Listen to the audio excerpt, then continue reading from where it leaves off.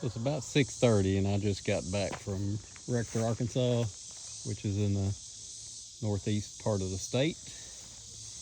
And I picked up this little jewel here. It's a little Farmall Cub, 57 model.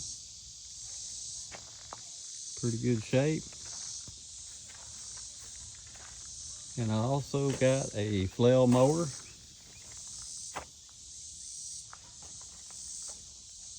Front wheel weights.